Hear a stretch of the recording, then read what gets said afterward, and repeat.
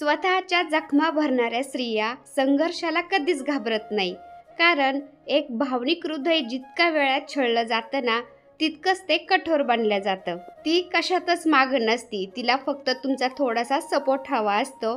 तुमचा तिला थोडा सपोर्ट मिळाला ना, ती प्रत्येक काम निष्ठेने आणि आनंदाने करत असते. त्यामुळं मुलींनो, आयुष्य आनंदात जगा आणि स्वतःच्या पायावर उभा राहा, कारण पिंजऱ्यात राहून स्वतःचं आयुष्य कधीच घडत नसतं. शेवटी तुम्ही कितीही करा, तुम्हाला सर्व विचारणार, तू आमच्यासाठी काय केलं. मनसोक्त जगा, शेवटी आपणच आपल्या कार्यक्रमात गैरहजर असणार आहेत. शेवटी आयुष्य खूप थोडं असते आजकाल, त्यामुळे मनसोक्त जगून घ्या.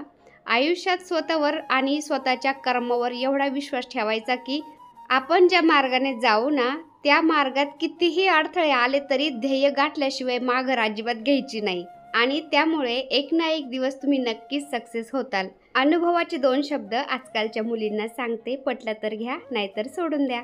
नमस्कार मंडळी, मी छाया. आपलं सर्वांचं आपल्या आणखीन एका नवीन व्हिडिओमध्ये अगदी मनापासून स्वागत करते. तर आणखीन एका नवीन व्हिडिओची मी संध्याकाळी सुरुवात केलेली आहे. 3-3:30 4 वाजत आले होते. फौजी साहेब ड्युटीवरून आले होते आणि राजूला सुट्टी होती. सागर पण कॉलेजवरून आला होता. आणि हे आपल्या टेरेस गार्डनवरती जे झाडं ठेवले होते ना, लोखंडाचे स्टँड बनवून घेतले होते त्याच्यावरती, तर त्या काकांनी त्याला व्यवस्थित कलर दिलाच नव्हता आणि ते पाण्याने त्यांनी थोडेसे गंजल्यासारखे झाले होते. तर फौजी साहेब, सागर आणि राजू त्याला ते सँडपेपरनी घासून काढत होते आणि त्याला पुन्हा कलर द्यायचा होता. तर हे तुम्ही बघू शकता, जे लोखंडाच्या रॅक बनवून घेतल्या होत्या ना झाडांच्यासाठी, त्याच्यावरती आपण झाडांच्या कुंड्या, बादल्या ठेवल्या होत्या ना, त्याच्यातून ते एक्स्ट्राचं पाणी गळतं आणि ते लोखंडाच्या त्या रॅकवर पडलं की ते गंजलं जातं. तर खाली आधी प्रायमर म्हणून बेस कलर द्यायचा असतो, त्याच्यावरती दुसरा कलर आहे ना आपला ऑइल पेंटचा, तर त्याचे 2 हात द्यायचे असतात. त्यानंतर मग ते स्टँड गंजत नाही, गंज पकडत नाही. तर हे आता संध्याकाळ व्हायला लागली, अंधार पडायला लागला हळूहळू, तरी यांचं काम चालूच आहे. आणि राजूने आता लाईटी लावल्यात, हे साईडच्या पण आणि वरच्या पण. बापरे, उजेडच उजेड झाला है ना.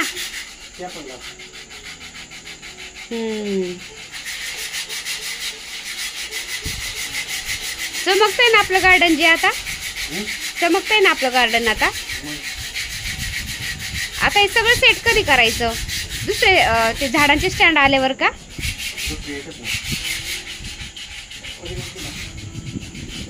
नाही, टेरेसला कलर दिल्याशिवाय नाही सेट करता यायचं व्यवस्थित, आहे ना. है ना, आज उघडले जरा, हे आभाळ काही जास्त नाही, आज उघडल्यासारखं झालंय. तर घेऊ मग टेरेसला कलर मारून, आहे ना. उघडलं म्हणलं का ते परत येतंयच, काहीच सांगता येत नाही वातावरणाचं. आता रॅक घासून झाल्या सगळ्या. त्यानंतर फौजी साहेबांना म्हणलं थोडा आराम करा, दिवसभर ड्युटीवरून आलेत आणि संध्याकाळी त्या रॅक घासल्यात आणि आता आराम करा म्हणलं, तर नाही म्हणले, मला ते रॅकला कलर मारल्याशिवाय करमायचंच नाही. तर रेड ऑक्साईड तो बेस कलर असतो ना, ते मारतात फौजी साहेब त्या रॅकला. आणि त्यानंतर दुसऱ्या दिवशी मग 2 हात मारायचे त्या रॅकला कलरचे, म्हणजे गंज पकडणार नाही त्याच्यावरती झाडं ठेवल्यावर. तर पहिल्या रॅक होते ना, ते व्यवस्थित करून त्याला कलर मारतात फौजी साहेब. आणि नवीन 9-10 रॅक त्यांनी बनवायला दिलेले आहेत झाडांच्यासाठी. सगळे झाडं अशा रॅकवर ठेवायचे म्हणले टेरेसवरती, म्हणजे त्याच्या खाली ओलावा राहणार नाही, टेरेसला कसलंही नुकसान होणार नाही. आणि ह्या रॅकवरती झाडं ठेवले ना, त्या रॅक खालून आपल्याला झाडून पण घेता येतं, कारण झाडांची पानं ही गळत असतात आणि ते झाडांचे पानं गळालेले सगळं टेरेसवरती पांगले की ते एकदम असं कसं तरी वाटतं. त्यामुळं म्हणलं याच्यावरती ठेवू आपण, म्हणजे आपलं टेरेस एकदम व्यवस्थित राहील. तर असं प्लॅनिंग चाललंय फौजी साहेबांचं. हळूहळू ते टेरेस गार्डन मस्त सजवतात. आता हे जे सिमेंटाचं आहे ना, हे काढून टाकायचंय, है ना जी, विटा वगैरे सगळं काढून टाकायचंय, कारण पावसाळ्यामध्ये ना त्याच्यावर खाली पाणी राहतं. हे आणि ते शेवाळ्यासारखं होतंय. हे इथं शेवाळ्यावरून झालंय, कारण हे वर्षी पाऊसच लय झालाय, सारखं लागून राहते, है ना.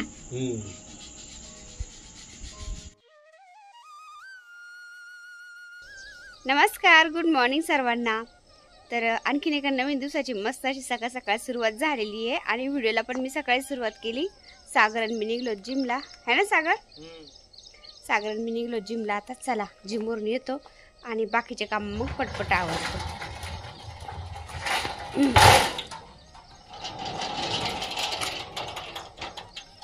चला.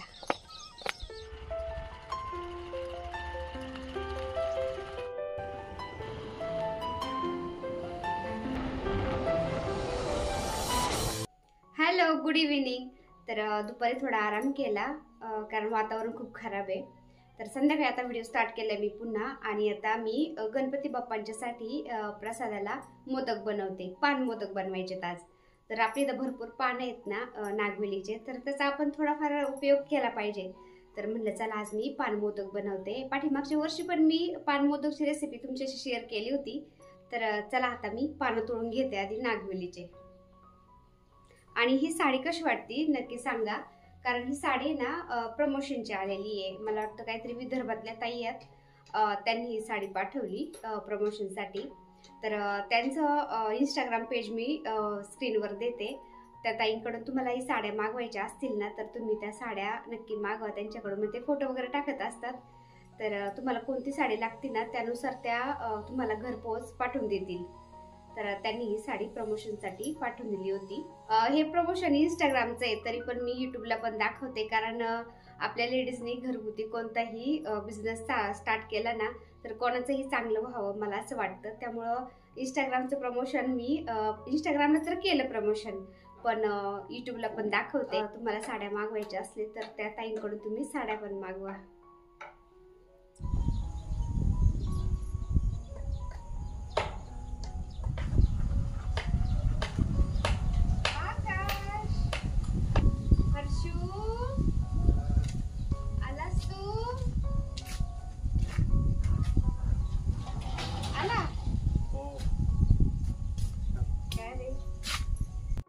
हे बघा मंडळी, आकाश पडून आलाय. पाऊस चालू होता आणि रोड सगळा ओला झाला होता ना, रोड सगळा ओला झालेला होता. गाडी स्लिप झाली आणि हे पात्याला लागलंय.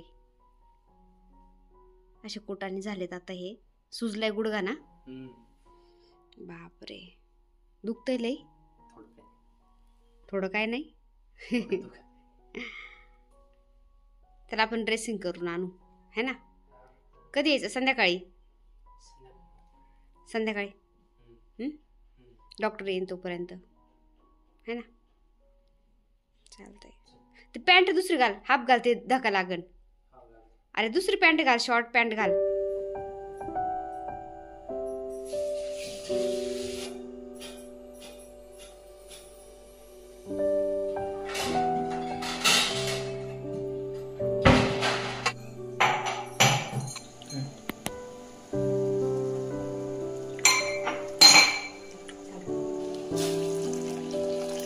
संध्याकाळी दिवाबत्तीचा आरतीचा टाईम होत आला होता. म्हटलं पटपट मोदक बनवून घेते मी. तर तितक्यात फौजी साहेब आले ड्युटीवरून ना. आधी त्यांना चहा बनवून देते म्हणलं, कारण फौजी साहेब सकाळी 7:30-8 वाजता गेले होते ड्युटीवर. अचानक कॉल आला त्यांना, अचानक जावं लागलं ना. हलका नाश्ता करून गेले होते, फक्त जेवण पण नव्हतं केलं त्यांनी.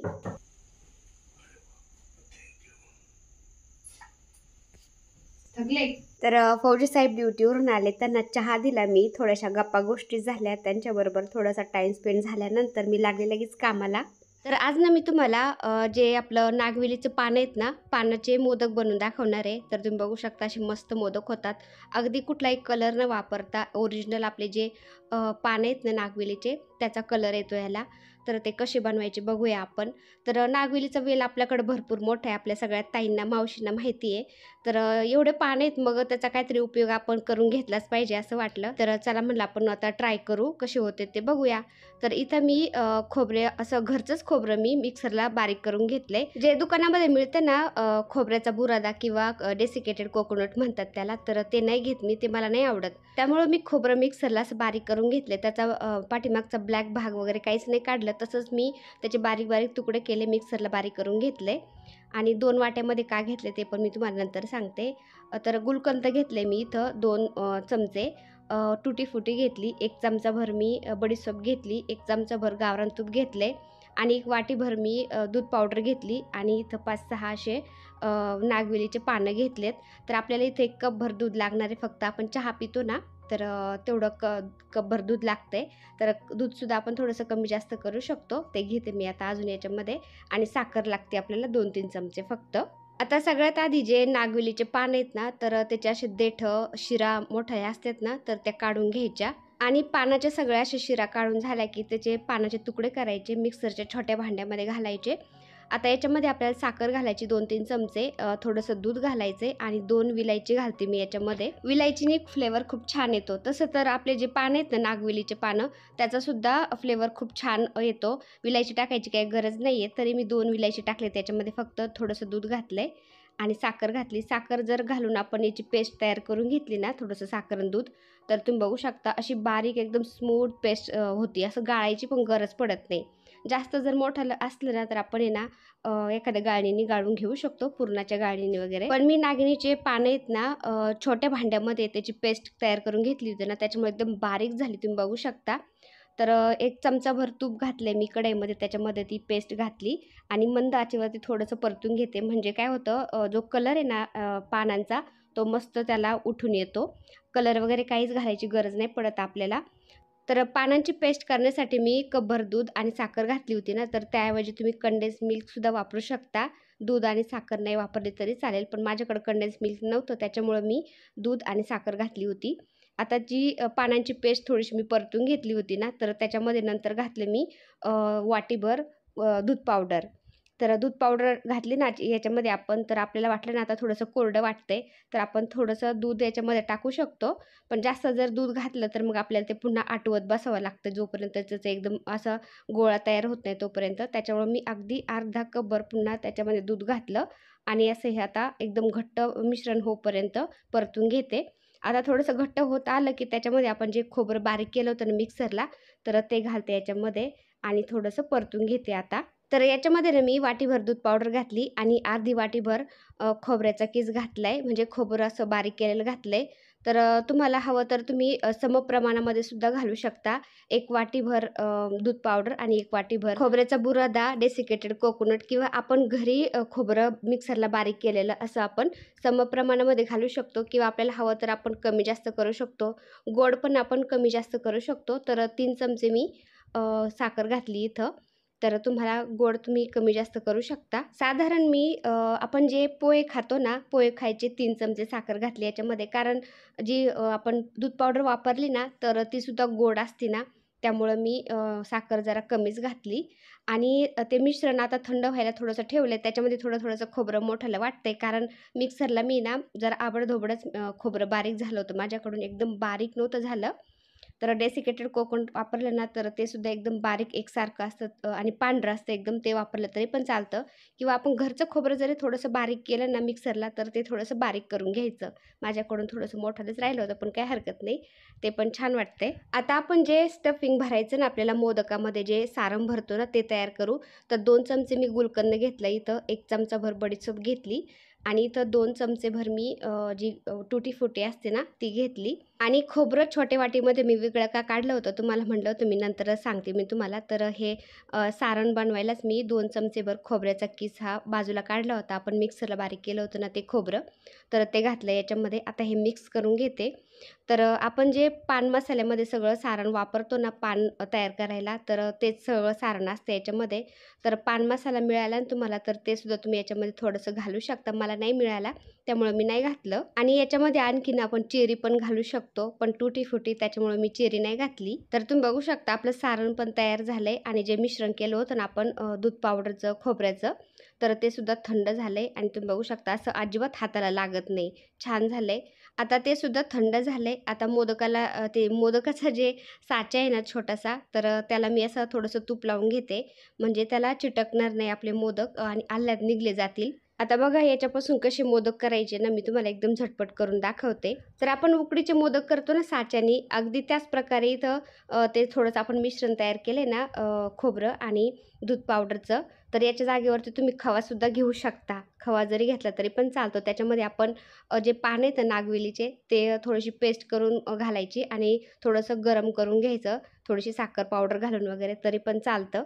पण मी असं एकदम साध्या सोप्या सिंपल पद्धतीने तुम्हाला दाखवते. तर खवा मिळाला नाही मला, त्याच्यामुळे मी असं दाखवते तुम्हाला. तर तुम्ही दोन्ही पद्धतीने, कुठल्याही पद्धतीने करू शकता. दूध पावडरही वापरू शकता किंवा दूध पावडरच्या जागेवरती तुम्ही खवा पण वापरू शकता. तर सेम अशीच पद्धत करायची, खूप छान मोदक होतात. तर जे आपण उकडीचे मोदक करतो साच्याने, त्याच प्रकारे आपल्या याच्यामध्ये मिश्रण भरायचं, थोडंसं मध्ये गड्डा करायचा, त्याच्यामध्ये जे आपण स्टफिंग केलं ना सारण केलं ते भरायचं. पुन्हा त्याचं पाठीमागचा भाग बंद करून घ्यायचा आणि असे मोदक बनवायचे, एकदम आखाले आल्हाद असे मोदक तयार झाले जाते. तुम्ही बघू शकता एकदम मस्त अशा कळ्या दिसतात, अजिबात चिपकत नाही. आणि जरी चिटकलं हाताला थोडंसं तरी आपण थोडं तूप लावलं हाताला तरी पण चालतं. तर हे बघा असं थोडासा गड्डा करायचा, सारण म्हणजे मिश्रण भरून त्याच्यामध्ये. आणि हे आपण जे सारण केलं आहे ना ते असं थोडंसं दाबून भरायचं, म्हणजे ज्या कळ्या आहेत ना साईडनी मोदकाला ते आखाल्या दिसतात. आणि पाठीमागचा भाग असा बंद करून घ्यायचा. तर एकदम असे मस्त मोदक झाले जातात. तर हे मोदक ना खायला एक नंबर लागतात. तुम्ही सुद्धा नक्की ट्राय करा. तर अगदी कुठलाही कलर न वापरता आपण हे मोदक केलेले येतं. एकदम ओरिजिनल कलर आहे याला. तर तुम्हाला पाहिजे असेल ना की एकदम हिरवा कलर आला पाहिजे, म्हणजे बाजारात मिळतात तसे, तर तुम्ही कलर पण वापरू शकता. पण मला कलर नाही आवडत त्याच्यामध्ये. आपल्या पानांनीच कलर खूप भारी आलाय त्याला. तर असे घरगुती बघा तुम्ही पानांचे मोदक तयार केलेत मी. तुम्ही सुद्धा नक्की ट्राय करा.